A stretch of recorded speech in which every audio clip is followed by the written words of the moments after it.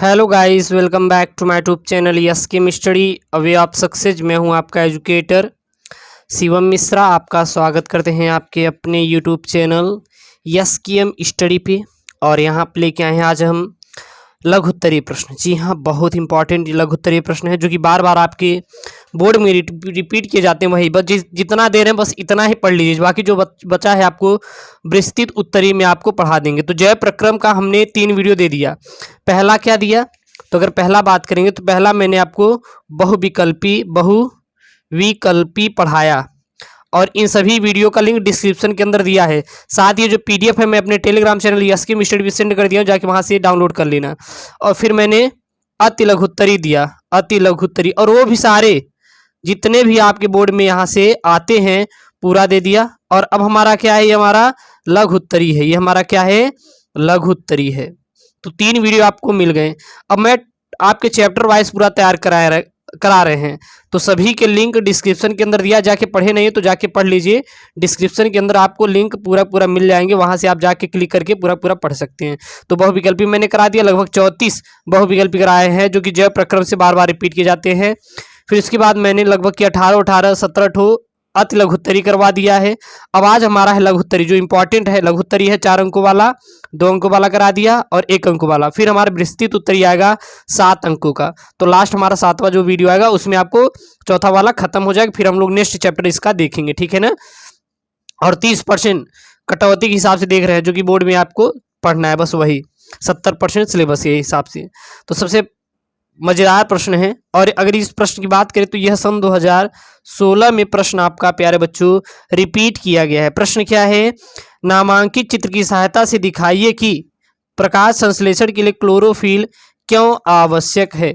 यहाँ पे कुछ फिगर दिया गया है, यहाँ पे क्या है, कुछ फिगर दिया गया है, क्योंकि मैं आपके पिछले साल जो प्रश्न बने हैं वहीं से आपको बता रहे हैं। तो यहाँ पे एक चित्र दिया है, आपको डिस्प्ले भी पर भी वो चित्र शो हो रहा है, देख लीजिएगा।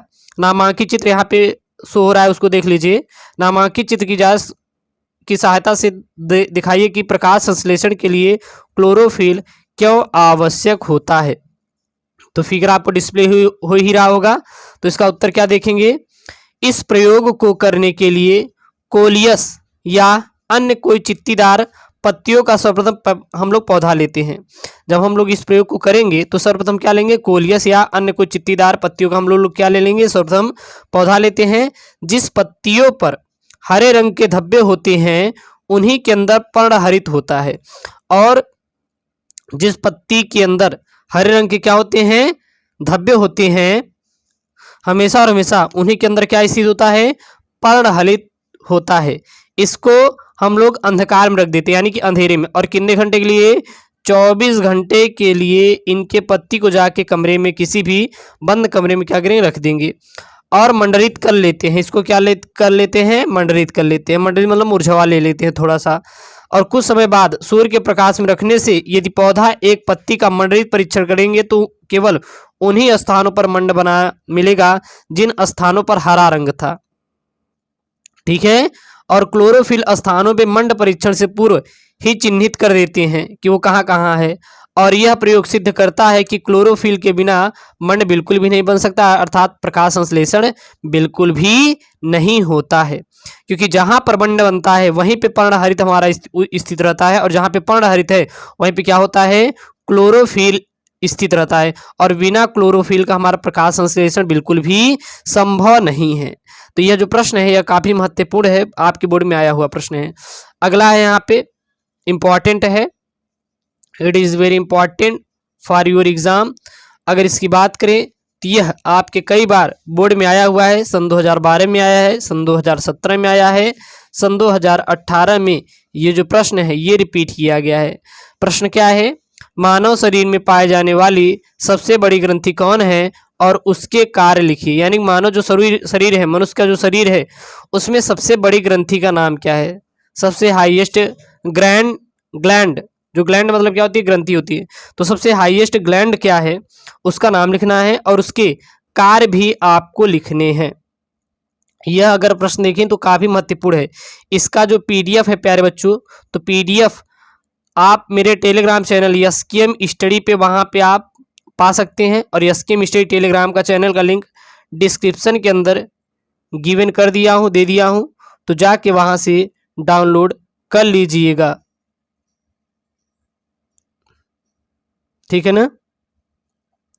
उसको आप डाउनलोड करके अपना एमसीक्यू करते रहें, और जो भी आपके हम दे रहे हैं सभी के सभी बहुत इंपॉर्टेंट है, तो मैं आपको पूरा अभी सेंड कर दे रहा हूँ, जाके यहाँ से डाउनलोड कीजिए और वहाँ पे जाके पढ़िए पूरा पूरा, ठीक है ना।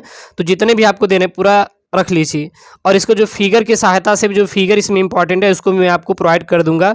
थोड़ी बनाने में अगर कह सकते हैं तो थोड़ी समय लगता है, लेकिन आपको क्रिएट किया जा रहा है। हालांकि आज एक ही वीडियो आपको सुबह से लेके मिल पाया होगा, क्योंकि काफ़ी डिफ़िकल्टीज़ आ रही हैं तो नहीं बना पा रहे, लेकिन अब आपको कल मैं लगभग 5-6 वीडियो आपको दूंगा। और मेरा काम है, जानते हो कि 9th to 12th 9वीं से 12वीं तक पढ़ाता हूं, तो उसमें काफ़ी दिक्कतें आती हैं नोट्स बनाने में, क्रिएट करने में, बहुत सारे प्रॉब्लम। तो कोई बात नहीं, आप लोग हैं ना मेरे साथ, इतना बहुत है मुझे। तो यहाँ पे सबसे बड़ी ग्रंथि कौन सी है? सबसे बड़ी जो ग्रंथि है ये हमारी यकृत है। क्या है? यकृत है। और या फिर अथवा में ये प्रश्न क्या पूछ लेगा, अथवा में दे देगा कि यकृत के प्रमुख कार्य लिखिए, या दे देगा कि मानव शरीर में पाई जाने वाली सबसे बड़ी ग्रंथि कौन सी है उसके कार्य लिखिए, या फिर दे देगा कि यकृत के प्रमुख कार्य लिखिए। मतलब दोनों में से कोई एक देगा। रिपीटेड है ये प्रश्न, बार बार रिपीट किए जाते हैं, तो आपको अच्छे से पढ़ के जाना है, ठीक है ना। चलिए, तो मानव शरीर में सबसे बड़ी ग्रंथि क्या है? यकृत है। जो यकृत होती है यह सबसे बड़ी क्या है? ग्लैंड्स है यकृत। यह हल्के पीले रंग के पित्तरस का निर्माण करती है। यह किसका निर्माण करती है? यह हल्के पीले रंग के पित्तरस का क्या करती है? निर्माण करना होता है। अब बात आती है कि सर ये ग्लैंड्स का कार्य क्या होता है, यकृत का जो है हमारा कार्य क्या होता है, इसका वर्क क्या है। तो सबसे पहला वर्क देखिए प्यारे बच्चों, तो यकृत कोशिकाओं में हीपेरिन पदार्थ का स्राव करती है। जो यकृत होती है वो जो मनुष्य की कोशिकाएं होती हैं, जो मनुष्य क्या होती है? कोशिकाएं होती हैं, उसमें किसका निर्माण करती हैं? तो उसमें स्राव जो करती हैं वो हीपेरिन पदार्थ का क्या करती हैं? स्राव करती हैं। और जो रुधिर वाहिनियों में रुधिर को जमने से क्या करती है? रोकती हैं। यानी कि हीपेरिन नामक पदार्थ से ही जो रुधिर होता है वह रुधिर वाहिनियों में जमता नहीं। अगर ये हीपेरिन पदार्थ ना हो तो आपकी जो रुधिर वाहिनियां हैं उसमें क्या जमने लगेगा? उसमें आपका रुधिर जमने लगेगा। बात क्लियर हुई? तो इनका कार्य क्या होता है? इनका सिर्फ एक ही कार्य होता है हीपेरिन का। जो हीपेरिन का कार्य होता है रुधिर वाहिनियों में रुधिर को जमने से रोकना। और ये हीपेरिन आएगा कहाँ से? तो यह यकृत से ही आएगा। ये कहाँ से आएगा? ये यकृत से ही आएगा। तो बहुत इंपॉर्टेंट, यहाँ पे ऑब्जेक्टिव भी बन जाएगा, या फिर 2 अंक का सब्जेक्टिव भी दे देंगे कि हीपेरिन नामक पदार्थ का स्राव कहाँ से होता है? बता दीजिएगा कि यकृत से ही होता है। और हीपेरिन पदार्थ का कार्य क्या होता है? यह रुधिर वाहिनियों में रुधिर को रोकने का कार्य करती हैं। तो सबसे बड़ी ग्रंथि क्या है? यकृत है। सबसे बड़ी ग्रंथि क्या है? यकृत है। और जो कि हल्के पीले रंग का क्या करती है? पित्तरस का निर्माण करती है। यकृत के कार्य में पहला क्या लिखेंगे? यकृत कोशिकाओं में हीपेरिन पदार्थ का क्या करती है? स्राव करती है, जो रुधिर वाहिनियों में रुधिर को जमने से क्या करती है प्यारे बच्चों? रोकती है। उसको क्या करती है? रोकती है। दूसरा इसका क्या कार्य होता है? दूसरा होता है अमाशय रस के अम्ल को प्रभावहीन करने के लिए यह पित्त रस बनाता है, जो भोजन को क्षारी बनाता है। अगर अम्लीय माध्यम ज्यादा हो जाएगा तो अनेक प्रकार की बीमारी होगी।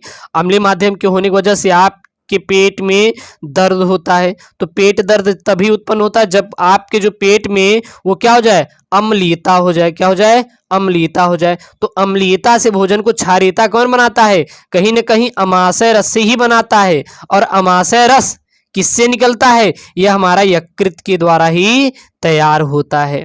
तो दूसरा क्या हो जाएगा? अमाशय रस के अम्ल को प्रभावहीन करने के लिए पित्त रस बनाता है, जो भोजन को क्या करता है? क्षारीय बनाता है। तीसरा क्या है? तीसरा पॉइंट देखिए, यह पचे हुए भोजन अवशोषित प्रोटीन के पेप्टोन तथा अमीनो अम्ल के रूप में संचित रखता है। तीसरा देखेंगे तो यह पचे हुए जो अवशोषित प्रोटीन का क्या होता है? पेप्टोन होता है, तथा अमीनो अम्ल के रूप में क्या करता है? हमारा संचित रखता है।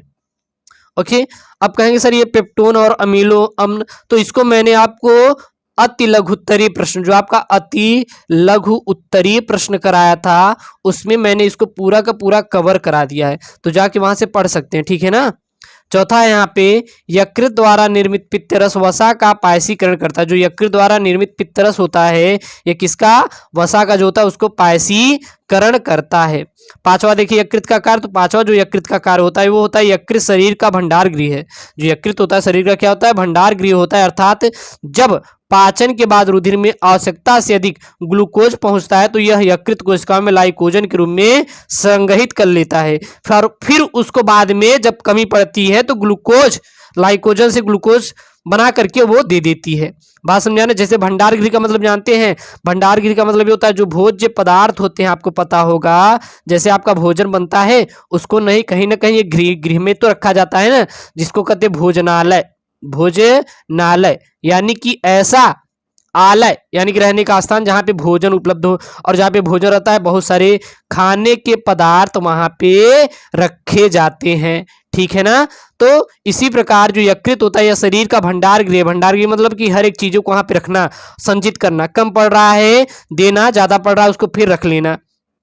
तो जब यह पाचन के बाद रुधिर में आवश्यकता से अगर अधिक ग्लूकोज हो गया, अगर मान लीजिए आपने भोजन खाया, भोजन खाएंगे तो आप पे बहुत सारे आपको प्रोटीन, मिनरल्स और ग्लूकोज मिलता है। और जब ग्लूकोज ज्यादा हो गया, ऐसा लग रहा है ग्लूकोज अब ज्यादा हो जाएगा रुधिर में, तो यह जो यकृत होता है ग्लूकोज को तुरंत यकृत कोशिकाओं में लाइकोजन के रूप में क्या कर लेता है, संग्रहित कर लेता है और फिर इसको रख लेता है। अब बाद में पता लगा कि आप भोजन नहीं लिए, अब ग्लूकोज चाहिए ताकि आपको चलायमान रखे, तो फिर ये जो यकृतवा होता है यह लाइकोजन को ग्लूकोज में बदल के आपके शरीर को तुरंत ट्रांसफर कर देता है। बात समझ आ रही है। अगला प्रश्न है, प्रश्न क्या है हमारे आमाशय में अम्ल की क्या भूमिका होती है। जो अम्ल होती है उसकी हमारी आमाशय में क्या भूमिका होती है, क्योंकि इसको समझाने के लिए मैं यहाँ पे जोड़ा हूं। यहाँ पे आया है ना कि अम्ल, तो इसको थोड़ा देख लेते हैं कि क्लियर करते चलेंगे, एक भी टॉपिक आप छोड़ेंगे नहीं। तो आमाशय में अम्ल माध्यम को अम्लीय बनाता है, जो पेप्सिन एंजाइम की क्रिया में क्या करता है, सहायता करता है। तो जो आमाशय में अम्ल की क्या भूमिका होता है, तो आमाशय में अम्ल की महत्वपूर्ण भूमिका ये होती है कि उसको वह अम्लीय बनाता है, जो कि पेप्सिन एंजाइम की क्रिया में क्या करता है, बहुत ही सहायक होता है, और यही क्या करता है, बहुत ही उसमें हेल्प करता है। अगला प्रश्न है, प्रश्न क्या है, स्वपोषी पोषण के लिए आवश्यक परिस्थितियां कौन कौन सी हैं। तो स्वपोषी पोषण के लिए ऐसी कौन कौन सी आवश्यक परिस्थितियां हैं, आपको मैंने अति लघुत्तरी में इसको बताया है, तो जाके लिंक डिस्क्रिप्शन के अंदर है, उसको पढ़ लीजिएगा अच्छे से। ठीक है ना। और प्लेलिस्ट में क्रिएट कर दे रहा हूं, जाके वहां पे देख लीजिएगा। तो जैव कोशिकाओं में क्लोरोफिल की उपस्थिति, तो स्वपोषी पोषण की आवश्यक परिस्थितियां क्या क्या होनी चाहिए। स्वपोषी पोषण तभी होगा जब जैव कोशिकाओं में क्लोरोफिल उपस्थित हो। अगर जैव कोशिकाओं में क्लोरोफिल उपस्थित नहीं होगा तो वहां पे स्वपोषी पोषण बिल्कुल भी नहीं होगा। तो स्वपोषी पोषण के लिए क्या होनी चाहिए, जैव कोशिकाओं में क्लोरोफिल की उपस्थिति होनी चाहिए। दूसरा देखें तो पादप की कोशिकाओं या हरे हिस्सों में पानी की आपूर्ति की प्रबंध होनी चाहिए, क्योंकि कहीं ना कहीं आपको जल की भी पेड़ों को आवश्यकता पड़ती है, यानी कि बोले तो H2O की भी आवश्यकता पड़ती है, तभी वो अपने भोजन का क्या करेंगे, निर्माण करेंगे। और भोजन को कैसे बनाएंगे, स्वपोषी पोषण के ही द्वारा बनाते हैं। अभी आपको बता देंगे कि ये पोषण क्या है और पोषण की क्यों आवश्यकता होती है, इसको भी मैं आपको अभी क्लियर करवा दूंगा, तो टेंशन नहीं लेना है। तो याद हो गया, पहला क्या है, जैव कोशिकाओं में क्लोरोफिल की उपस्थिति होना चाहिए, तभी स्वपोषी पोषण होगी। आवश्यकता मतलब परिस्थितियां, मतलब क्या क्या ऐसी परिस्थितियां हैं जिसके द्वारा आप पढ़ाई मन लगाएंगे। पहली बात, आपके पास पैसा ज्यादा नहीं होना चाहिए, और जब पैसा ज्यादा रहेगा तो क्या आपका पढ़ाई मन लगेगा, नहीं लगेगी। दूसरी बात, आपको उसमें कहीं ना कहीं दिलचस्पी होनी चाहिए पढ़ने के लिए। तो ये सब आवश्यक परिस्थितियां होती हैं, तभी कोई लोग काम करता है, तभी आप पढ़ाई करते हैं। अगर परिस्थितियां ना हो तो कोई भी व्यक्ति वर्क बिल्कुल भी नहीं करेगा। ठीक है ना। और पादप की कोशिकाओं में या फिर हरे जो हिस्से होते हैं उसमें पानी की आपूर्ति होनी चाहिए, चीज हो गया क्लियर यहां तक। चलिए अगला तीसरा क्या है, इसमें पर्याप्त सूर्य प्रकाश उपलब्ध, जो सूर्य का प्रकाश हो वो पर्याप्त मात्रा में क्या होनी चाहिए, पौधों को मिलनी चाहिए, क्योंकि प्रकाश संश्लेषण के लिए प्रकाश ऊर्जा आवश्यक है। और प्रकाश ऊर्जा जो होती है प्रकाश संश्लेषण के लिए बहुत आवश्यक है। अब प्रकाश ऊर्जा कहां से मिलेगी, सूर्य के प्रकाश से मिलेगी। तो सूर्य का प्रकाश आवश्यक से अधिक या फिर आवश्यक मात्रा में क्या होनी चाहिए, बहुत ही उपलब्ध होनी चाहिए, तभी वहां पे प्रकाश ऊर्जा आएगी। और प्रकाश ऊर्जा मिलेगी तो कहीं ना कहीं प्रकाश संश्लेषण हमारा वहां पे पूरा हो जाएगा। प्रकाश संश्लेषण होगा तो स्वपोषी पोषण यानी कि पोषण, वह अपना पोषण अच्छे से कर पाएगा। कौन कर पाएगा, पेड़ कर पाएंगे। चौथा क्या है, पर्याप्त कार्बन डाइऑक्साइड यानी CO2 जो प्रकाश संश्लेषण के दौरान शर्करा के निर्माण के लिए महत्वपूर्ण अवयव है, यानी पर्याप्त मात्रा में उसको CO2 की भी आवश्यकता होती है। अब क्यों आवश्यकता होती है? क्योंकि प्रकाश संश्लेषण के दौरान शर्करा का निर्माण कहां से करेगा? कार्बन डाइऑक्साइड से ही करेगा। कौन करेगा? पेड़ करेंगे, पेड़ पौधे करेंगे। बात समझ आ रही है? पांचवा देखें तो स्वपोषी पोषण किस, यहां पे थोड़ा मिश्रण, स्वपोषी पोषण के लिए उत्पाद जैसे कि स्टार्च, जल तथा ऑक्सीजन भी उपलब्ध होना चाहिए। Okay, clear. अब यहाँ पे पोषण क्या है, मैंने बोला ना कि अगर मैंने उसको समझाया तो उसको जो नीचे एक प्यारा सा हेडिंग होता है उसको भी समझाते हुए चलेंगे ताकि आपको हर एक चीज क्लियर हो जाएगा। अब स्वपोषी पोषण है तो पोषण तो जानिए भैया क्या होता है। तो शरीर को जीवित अवस्था को बनाए रखने के लिए कोशिका में निरंतर उपापचय होता रहता है। शरीर को क्या बनाए रखने के लिए, जीवित अवस्था को बनाए रखने के लिए कोशिका में निरंतर क्या होता रहता है? उपापचय होता रहता है। और उपापचय के लिए भोजन या कच्चा माल जीवधारी वातावरण से ही लेते रहते हैं और इसे क्या कहा जाता है? इसे ही पोषण करते हैं। और ऊर्जा उत्पादन, मरम्मत तथा वृद्धि के लिए पोषण की आवश्यकता पड़ती है। जैसे कि अगर आप ही पोषण करते हैं, आप ही भोजन लेते, क्यों लेते हैं? क्योंकि आपको ऊर्जा चाहिए, थक नहीं जाएंगे। जब थक जाते कहते हैं ना मुझे वाटर चाहिए, मुझे कहीं ना कहीं खाद्य पदार्थ चाहिए, तभी ऊर्जा आएगी, फिर हम काम करेंगे।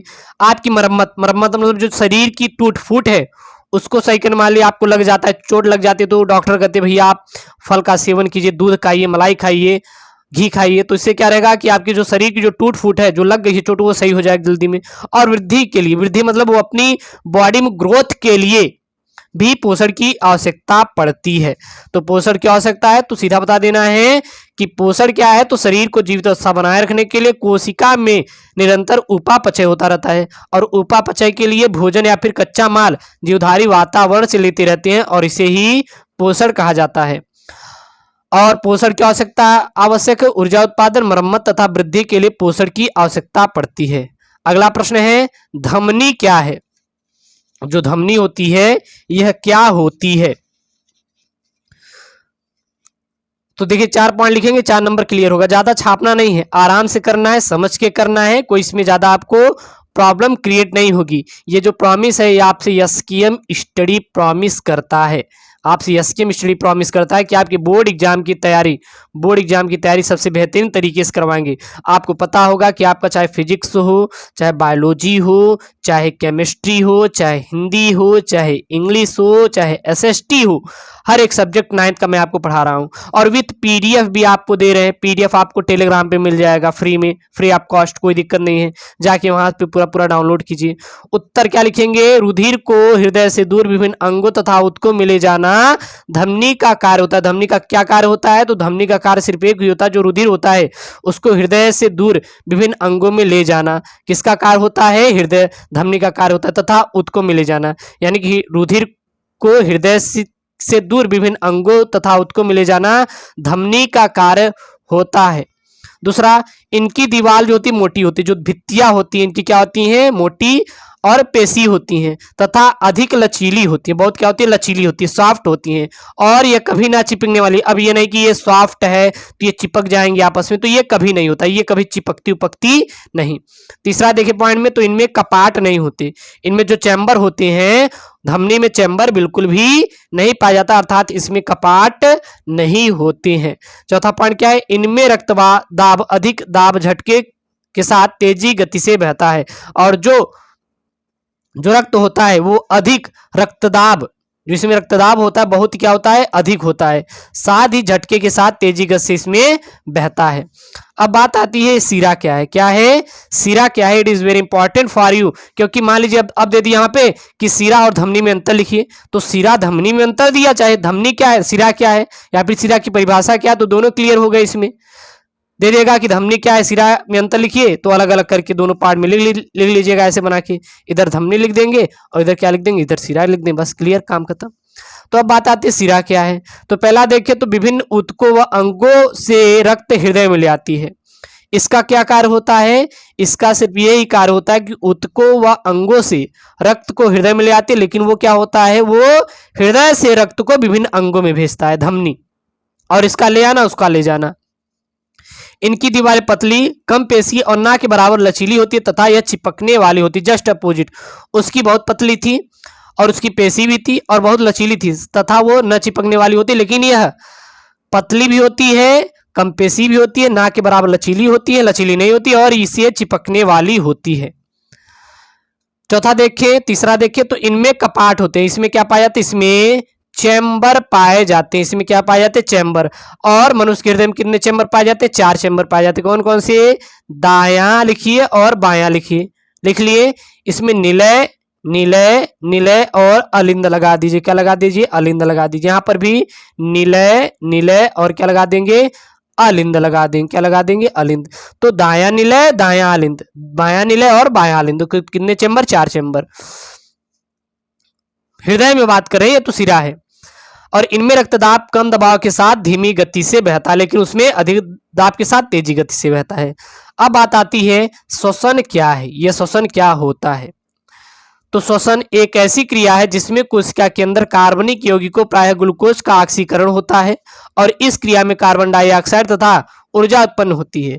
इस प्रकार ऊर्जा विशेष एटीपी अणुओं में विभयी ऊर्जा के रूप में संचित किया जाता है। इसको मैंने अति लघुत्तरी में भी समझा दिया, क्योंकि उस अति लघुत्तरी में शॉर्ट लिखेंगे, लघुत्तरी में ज्यादा लिख देंगे, वहां से थोड़ा मिस्टेक हो गया था, लेकिन सही है, कोई बात नहीं।